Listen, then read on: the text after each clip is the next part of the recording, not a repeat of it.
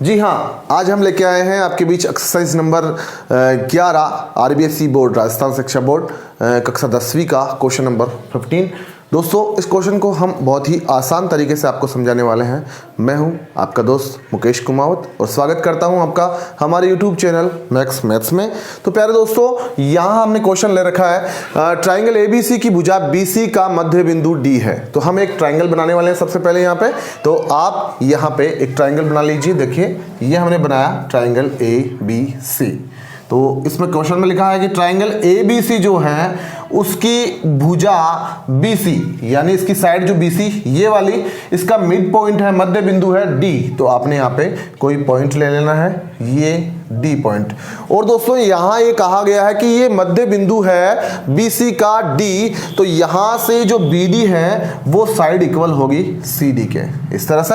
इसके बाद यहाँ लिखा हुआ है कि यदि AD का समद्विभाजन करती हुई एक रेखा, तो AD का समद्विभाजन करती हुई एक रेखा B से इस प्रकार खींची जाए। देखिए, B से, यहाँ B से आप एक रेखा खींचने वाले हैं जो समद्विभाजन कर रही है AD का, मतलब AD को दो इक्वल पार्ट में डिवाइड कर रही है। इट मींस अगर यहाँ पे और यहाँ लिखा हुआ भी है कि आप AD को जो है वो E पर काटती है, तो यहाँ आप पॉइंट E लेने वाले हैं।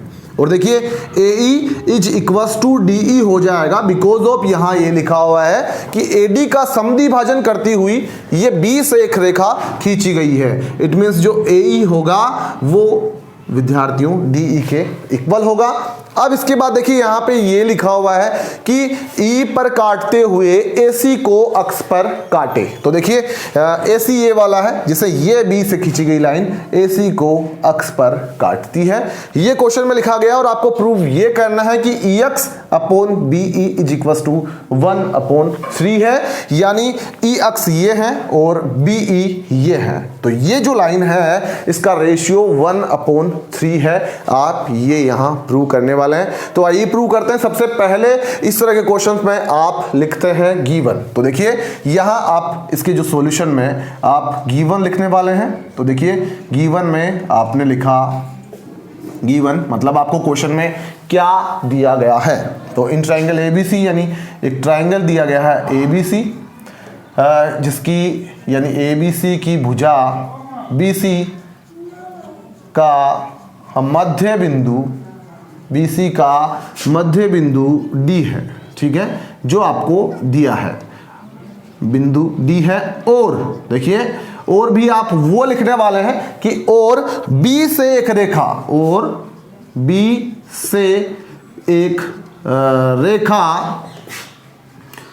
B से एक रेखा AD का समद्विभाजन करती हुई, AD का जो क्वेश्चन में लिखा है वही आपको यहाँ गिवन में लिखना है। AD का समद्विभाजन करती हुई AD को E पर करती हुई AD को E पर व AC को अक्ष पर काटती है, AC को अक्ष पर काटती है। तो ये आपको यहाँ गिवन लिखना है। और जहां तक मैं समझ सकता हूं कि आप लोगों के लिए काफी आसान रहेगा गिवन लिखना, क्योंकि गिवन लिखना होता है क्वेश्चन में जो हमें क्वेश्चन दिया गया है उसी में से। अब आप यहाँ टू प्रूव लिखने वाले हैं। तो टू प्रूव अपना है क्या, आपको क्या प्रूव करना है? तो देखिए, टू प्रूव में आपको प्रूव करना है EX upon BE is equal to 1/3। It means अगर आप यहाँ लिखते हैं टू प्रूव, तो प्यारे दोस्तों, टू प्रूव में आप ये जो लाइन है EX upon BE is equal to 1/3 यहाँ पे लिख सकते हैं, और लिखना ही है। इसके बाद आप इसका प्रूफ करने वाले हैं। तो आपने इसका प्रूफ करने वाले हैं। तो प्रूफ करने से पहले आप इसमें एक छोटी सी रचना करेंगे, कंस्ट्रक्शन करने वाले हैं। अब ये जो रचना है, कंस्ट्रक्शन का जो पॉइंट होगा वो क्या होगा? देखिए, टू प्रूव तो आप ये यहाँ से लिखने वाले हैं। तो मैं यहाँ से इसको एक बार ड्रॉप कर देता हूँ। आपको इसे क्वेश्चन का जब सॉल्यूशन करते हैं तो आपको लिखना है। तो आप यहाँ पे एक कंस्ट्रक्शन करने वाले हैं, और इस क्वेश्चन में सबसे ज्यादा जो इंपॉर्टेंट पार्ट है वो रचना का है, इसमें कंस्ट्रक्शन का है कि आप जो इसकी जब रचना करेंगे तो उसी के आधार पर इस क्वेश्चन का सॉल्यूशन होने वाला है। तो आइए हम यहाँ पे इसकी कंस्ट्रक्शन करते हैं। और कंस्ट्रक्शन में देखिए हम क्या लिखने वाले हैं कि आपने dx को मिलाया, तो आप dx को इस तरह से मिला देंगे और देखिए dx को आपने जैसे मिलाया है वो dx parallel to AB, dx parallel to AB आपने इसको मिला दिया। और दूसरा देखिए एक आप इस तरफ से एक लाइन जो है इस तरह से आप कंस्ट्रक्ट करने वाले हैं जिसका मैं भी आपको नाम बताने वाला हूं। आपने इसे जैसे हमने यहाँ पे पॉइंट दिए हैं ABCDE दे दिया, इसे F दीजिए और आपने एक कंस्ट्रक्शन करी है कि DF जो है वो पैरेलल हो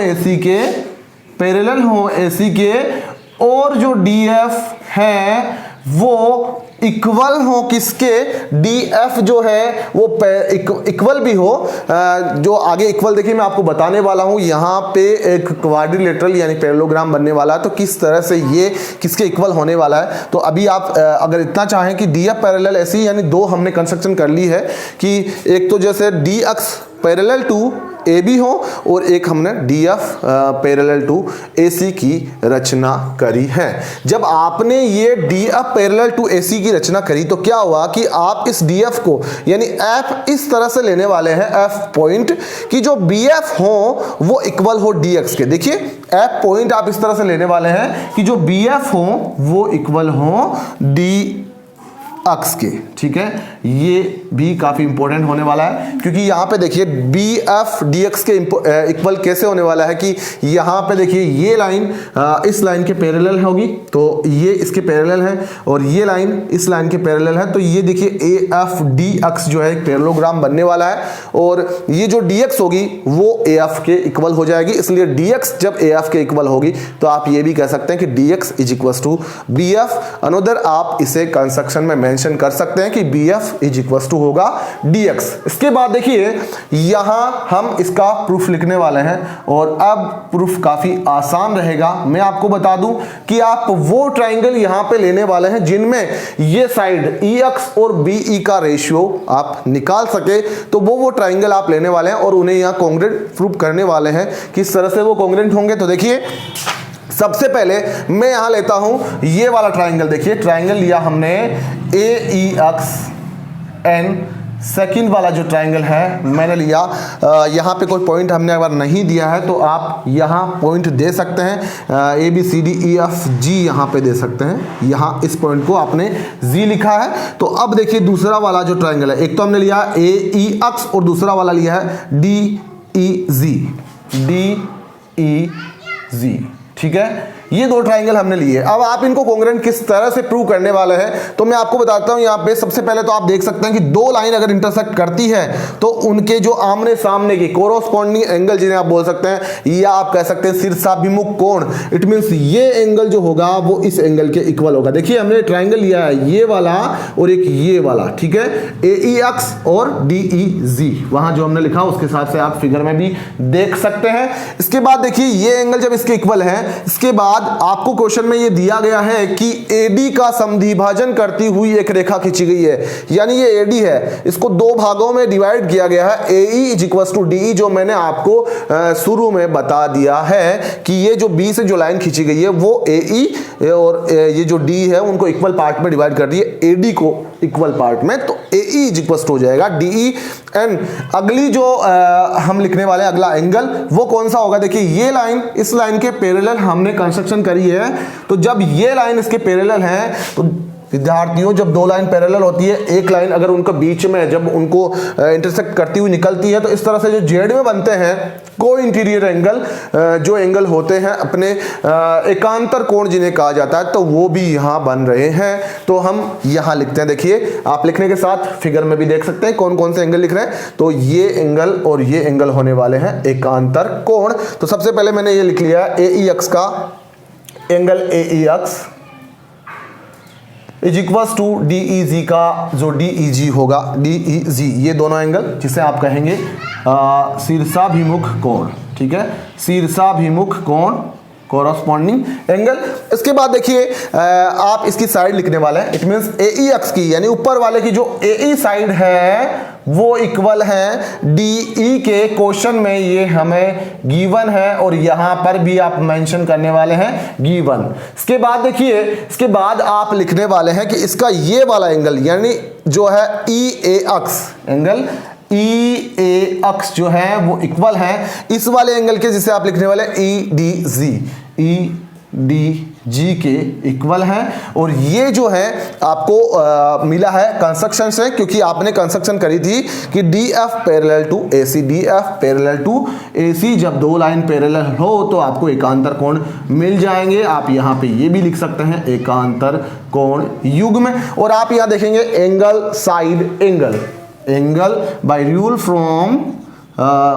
फ्रॉम एंगल साइड एंगल यानी ASA रूल से ये जो दोनों ट्राइंगल होंगे, ट्राइंगल AE अक्ष इज कॉन्ग्रुएंट टू यानी सर्वांशम होगा ट्राइंगल DEG के। और जब ये दोनों ट्राइंगल कॉन्ग्रुएंट होंगे तो CPCT से congruency part of congruent triangle are equal, सर्वांशम त्रिभुजों के संगत भाग बराबर होते हैं, मतलब उनकी जो संगत भुजाएं होती है और संगत कोण होते हैं वो इक्वल होते हैं। तो जब ये एंगल इस एंगल के इक्वल होगा तो देखिए आपको साइड कौन सी लेनी है, E अक्ष और B की आपको बात करनी है, आपका सॉल्यूशन में ये आना चाहिए। तो आप यहाँ पे ये GE और ये E अक्ष लेने वाला है, क्योंकि इसकी जो साइड GE होगी, E अक्ष होगी, वो इसकी साइड GE के इक्वल होगी। तो आप यहाँ पे लिख देंगे CPCT से GE is equals to E X, और इसे आप इक्वेशन नंबर 1 देने वाले हैं। इसके बाद देखिए केवल छोटा सा साधारण सा सॉल्यूशन और आप करने वाले हैं, और वो क्या रहेगा, देखिए यहां जब आपने ये और ये ट्राइंगल लिया, इसके बाद आप एक बार और दो ट्राइंगल लेने वाले हैं। वो कौन से दो ट्राइंगल होंगे, देखिए मैं बताता हूं आपको। आपने लेना है एक बार तो लेना है दूसरा वाला ट्राइंगल लिया आपने BGF यानी BGF ये वाला ट्राइंगल, और इसके साथ आप लेने वाले हैं ट्राइंगल DG अक्ष। और इन दोनों ट्राइंगल को देखिए BGF और DG अक्ष, इन दोनों को आप कॉन्ग्रुएंट प्रूव करने वाले हैं। तो जब ये दोनों कॉन्ग्रुएंट प्रूव होंगे तो किस तरह से होंगे, देखिए ये और ये एंगल तो होंगे इक्वल, जिसे आप कहेंगे शीर्षाभिमुख कोण। तो आपने यहाँ पे लिखा angle BGF is equal to होगा एंगल DG अक्ष के, जिसे आप कहेंगे शीर्षाभिमुख कोण। और इसके बाद जो है आप लिखने वाले, देखिए ये जो लाइन है, ये जो लाइन है AB वो पैरेलल है D अक्ष के, ठीक है।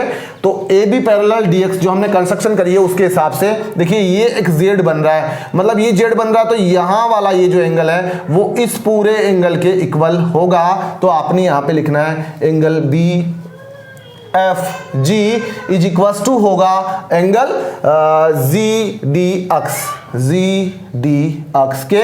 और ये जो दोनों एंगल हैं वो हुए हैं एकांतर कोण, एकांतर कोण। और इसके बाद आप एक साइड लिखने वाले हैं जो हमने यहाँ पे कंस्ट्रक्शन में करी थी कि BF is equal to DX, ये मैंने आपको पहले बताया किस प्रकार से इक्वल होने वाली है। तो जो BF है वो इक्वल है D अक्ष के, और ये जो है आप लिख सकते हैं बाय कंस्ट्रक्शन रचना से।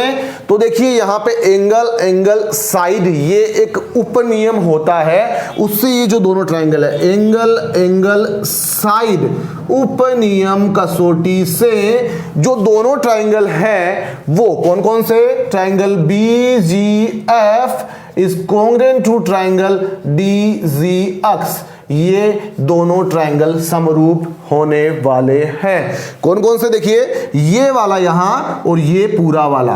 तो देखिए यहां पर भी आप CPCT रूल लगाने वाले हैं कि सर्वांशम त्रिभुजों के संगत भाग बराबर होते हैं, और जब आप ऐसा कर लेंगे तो आपका आंसर आपके सामने होगा। किस तरह से, देखिए यहां से आप लिखने वाले हैं कि जो BG है वो इक्वल है Z अक्ष के, BG is equal to Z X, BG is equal to Z X. देखिए यहां पे मैं इसे लिख लेता हूं BG is equal to Z अक्ष।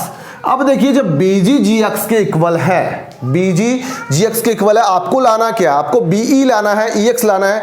तो बीजी में आप क्या ऐड करें कि आपके जो हैं बीई बन जाएं, तो बीजी में आप क्या ऐड करें कि बीई बन जाए। आप देख रहे हैं जीई ऐड करना है। अब आप किसी भी इक्वेशन के एक साइड में तो कोई आप ऐड कर नहीं सकते कोई एक चीज, तो आप इसके दोनों साइड जो है जीई ऐड करने वाले हैं। तो आप इसके दोनों साइड में जीई ऐड करने वाले हैं और ये जी एक्स प्लस जीई, ठीक है। ऐसा करने से देखिए बीजी प्लस जीई, बीजी और जीई को आप जोड़ लेते हैं तो विद्यार्थियों पीई हो जाता है, बीई हो जाता सॉरी, तो यहां पे तो हो जाएगा बीई, और यहां से आप देखते हैं कि आपको बीई के अलावा ईएक्स लेके आना है, और ईएक्स जो है वो वहां पे अभी हमारे पास नहीं है। लेकिन आप क्या कर सकते हैं, ईएक्स आप कैसे लेके आ सकते हैं कि जो जीई है वो ईएक्स के इक्वल है, जीई है वो ईएक्स के इक्वल है, और जो जीएक्स यहां से यहां तक का जो जीएक्स है उसे आप जीई प्लस ईएक्स लिख सकते हैं, जीएक्स को जीई प्लस ईएक्स लिख सकते हैं। तो आपने लिखा GE plus EX plus GE, और by equation 1 GE is equal to EX, तो यहां इसकी जगह भी ईएक्स लिखने वाले हैं आप, और यहां ऑलरेडी ईएक्स है जो आपको चाहिए, और यहां पर भी आपने ईएक्स लेना है। देखिए be is equal to 3EX हो जाएगा, और आप अगर बीई को 1 से मल्टीप्लाई करेंगे तो कोई दोष नहीं है इसमें। अब यहां से इस बीई को इस तरफ भेज दीजिए, तो उधर ये इधर मल्टीप्लाई में है, उधर डिवाइड में चला जाएगा, और वो 3 उस तरफ जो मल्टीप्लाई में है वो इस तरफ डिवाइड में आ जाएगा। तो आपने देखा कि EX upon B E is equal to 1/3। तो ये था आपका जो है क्वेश्चन नंबर 15। धन्यवाद आप सभी का।